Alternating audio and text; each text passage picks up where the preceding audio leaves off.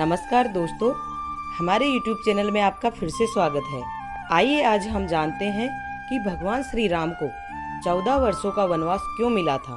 भगवान श्री राम का देवी सीता व अपने भाई लक्ष्मण के साथ वनवास गमन करना रामायण की कथा के अनुसार कैकेयी की जिद की वजह से भगवान राम को वनवास जाना पड़ा था।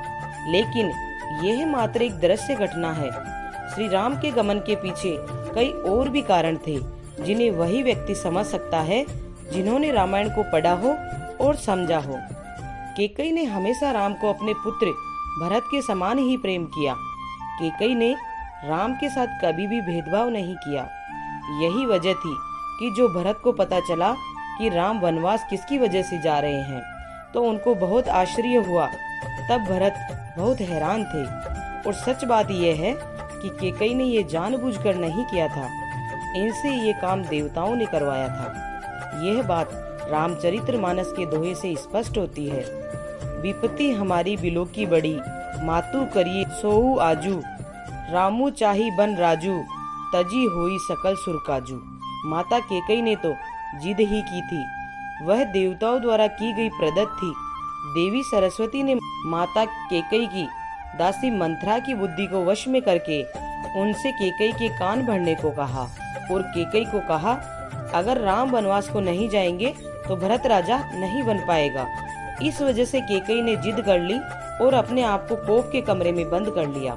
जब राजा दशरथ उसे मनाने आए थे, उन्होंने जिद की कि राम की जगह पर भरत को राजा बनाया जाए और राम को 14 वर्ष का वनवास दिया जाए। भगवान राम का जन्म रावण के वध के उद्देश्य से हुआ था और अगर राम वनवास नहीं जाते तो राजा बन जाते और उनका उद्देश्य पूर्ण नहीं होता। राम का वनवास जाने का एक कारण और भी है। नारद मुनि को एक सुंदर कन्या से मोह हो गया था और वे उनसे विवाह करना चाहते थे। तो उन्होंने नारायण को कहा कि उन्हें हरि का रूप दे। हरि का मतलब वानर भी होता है। उन्होंने उसे वानर रूप दे दिया, जिसकी वजह से नारायण का विवाह नहीं हुआ। नारद मुनि ने नारायण को श्राप दिया कि आपको माता लक्ष्मी का योग भोगना पड़ेगा। उसकी वजह से भी इन दोनों को अलग रहना पड़ा। सबसे बड़ा कारण स्वयं भगवान राम थे। तुलसीदास जी ने रामचरितमानस में लिखा है, होई सोऊ जो राम रचि राखा, यानी भगवान की इच्छा के बिना कुछ नहीं हो पाता है। भगवान राम ने स्वयं अपनी लीला को पूरी करने के लिए वनवास को जाना चाहते थे, क्योंकि वन में हनुमान से मिलना था, सबरी का उद्धार करना था, धरती पर धर्म और मर्यादा की सीख देनी थी।